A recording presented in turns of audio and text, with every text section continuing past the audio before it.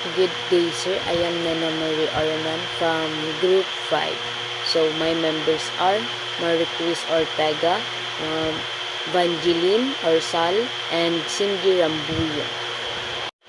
So, curriculum development and evaluation of with emphasis on trainees methodology 2, module of instruction in basic competency. So the qualification is UTCARE NC2 superseded. So in the basic competency, we have the unit of competency, which is participate in workplace communication, and module title is participate in workplace communication. So the nominal duration is 10 hours. So the summary of learning outcome, so LO1, LO2, and LO3.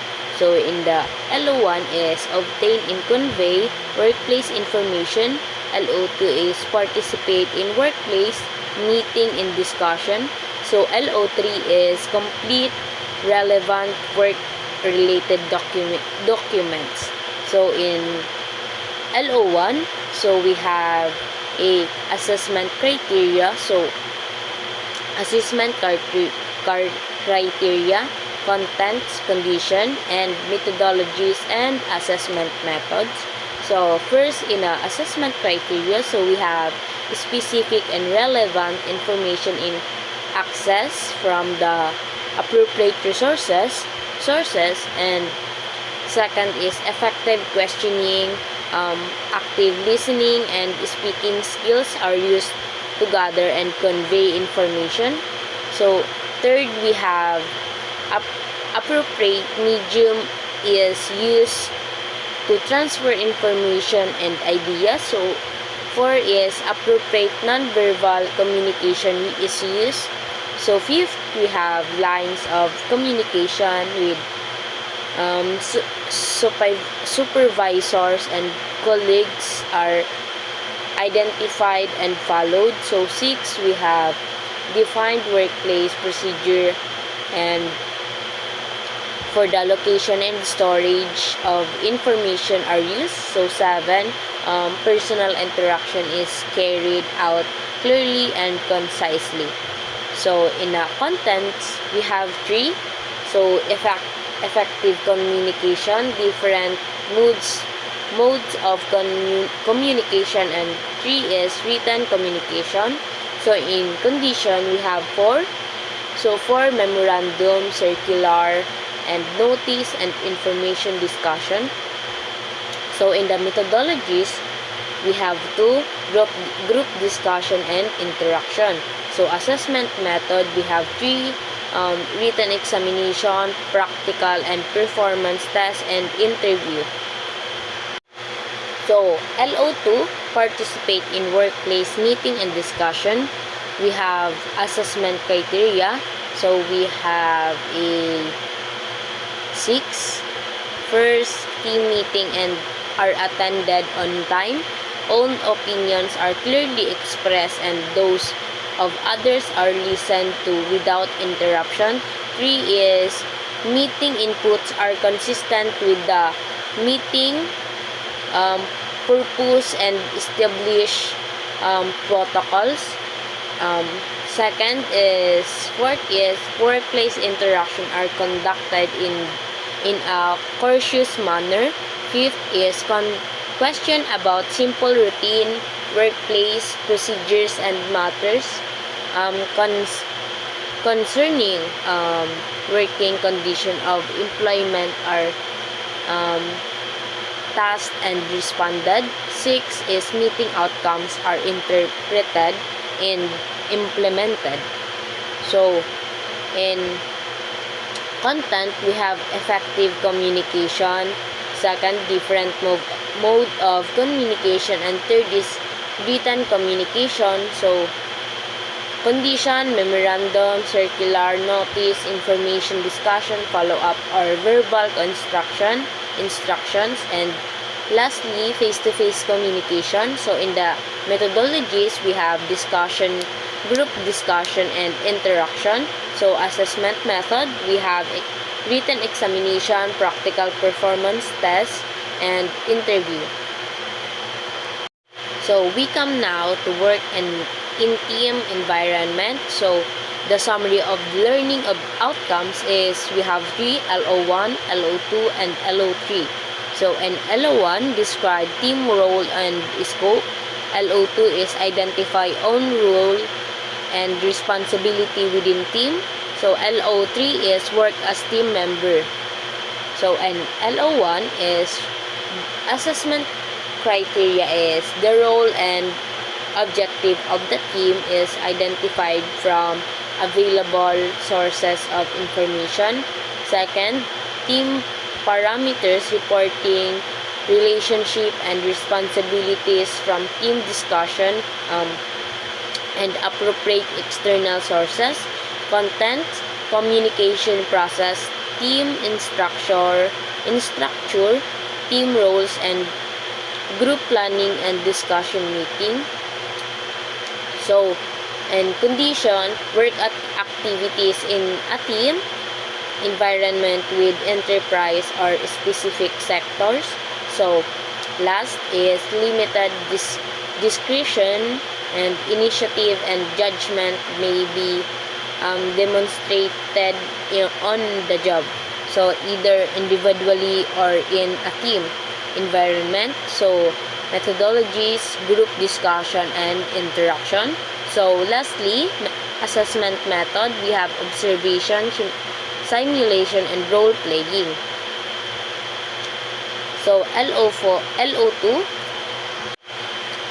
So, LO2, identify own role and responsibility within team. So, individual role responsibilities within the team environment are identified. Second, role and responsibility of other team members are identified and organized. Third is reporting relationship within team and external and team are identified. So in contents, we have communication process, team structures, and team role. So in condition, work activities in a team environment with enterprise to or specific sector. So second, limited discretion, initiative, and judgment may be demonstrated on the job, either individual or in a team environment. So in methodologies, group discussion, and interaction. So assessment method, observation, simulation, and role playing. So, and LO3, work as a team member.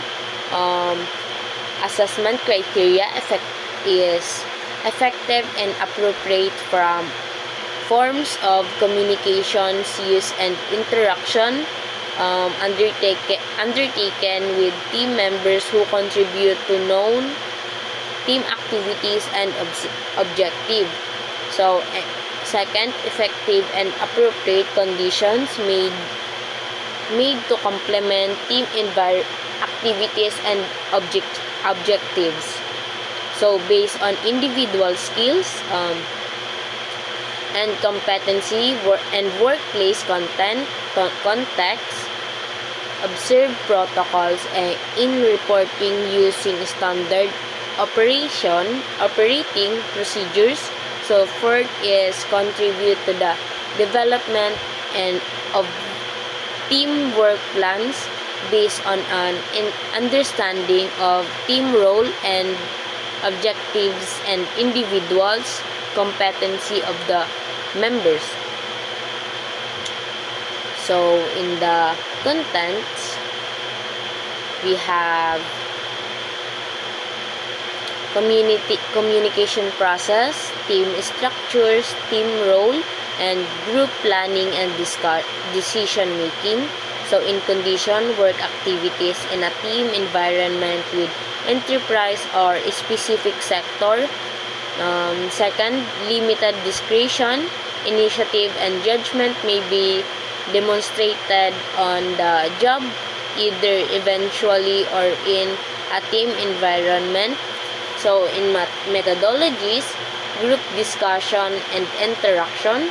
So assessment method, observation, simulation, and role playing. Unit of competency, practice career professionalism. So summary of learning is outcomes, LO1, LO2, and LO3. So the minimum duration is 10 hours. So the assessment criteria, first we have personal growth and work plans are pursued toward improving the qualification set for the profession. So second, intra and interpersonal relationship are maintained in the course of managing oneself. So based on the performance evaluation.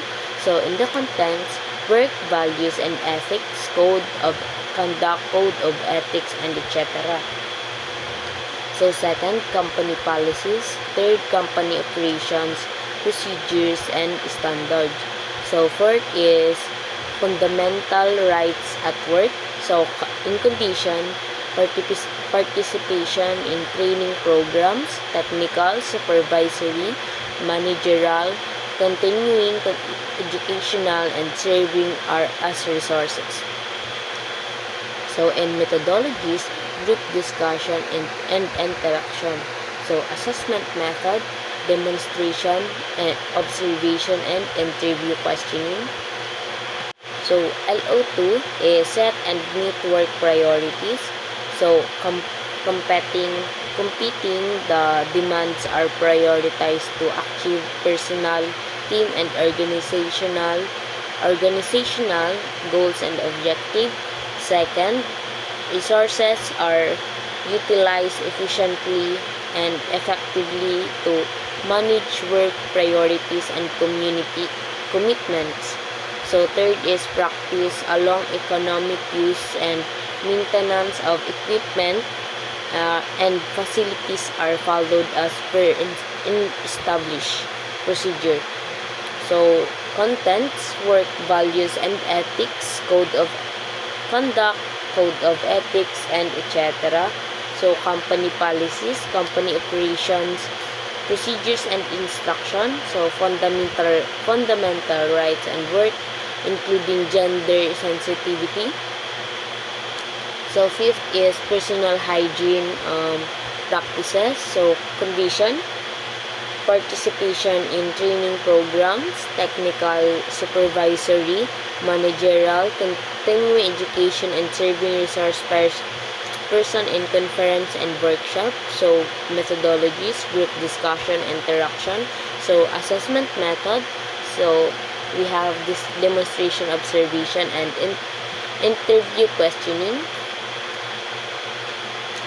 So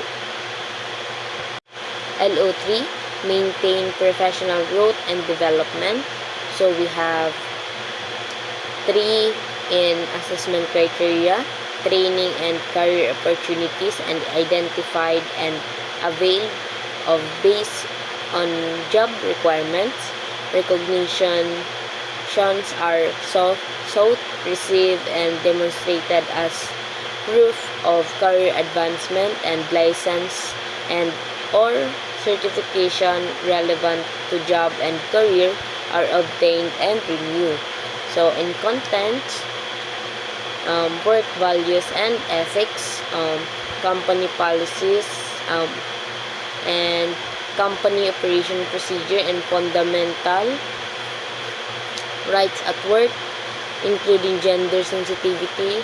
Fifth is personal hygiene and practices. So, dito sa condition is parehas lang po nung LO2, and sa content, parehas lang din po. Practice occupational health and safety procedure. So, the summary of learning outcomes, we have LO1, LO2, LO3, and LO4. So, the nominal duration is 10 hours. So, first, we have LO1, identify hazard and risk, safety regulation. So, we have in assessment, criteria, we have 3 assessment criteria. Sa content is we have 3 also. Sa condition, we have 3 again, and sa methodologies, we have 3, and assessment methods, we have 2. So, observation and interview. So, hindi ko na po ito isa-isahin kasi medyo mahaba. So, the LO2, evaluate hazard risk. Meron din po tayo ng, so, dito po is nakapaloob na yung, yung OHS. Yan. Meron tayo sa LO2 ng 3 sa assessment criteria. Sa contents, meron din tayong 3, and sa condition, we have 4 also, and sa methodologies, 3, and sa assessment method is 2. So, sa LO3 is control hazard and risk. Meron tayo ng 4 din, and sa content is 3. Sa condition is 4. Sa methodologies, 3. And sa assessment method is 2. So, sa LO4 is maintain OHS awareness. We have 2 in assessment, 3 in contents. Condition, we have 4. Methodologies, we have 3, and assessment method is we have 2. So, that's all for today's video. So, thank you so much, sir. God bless po.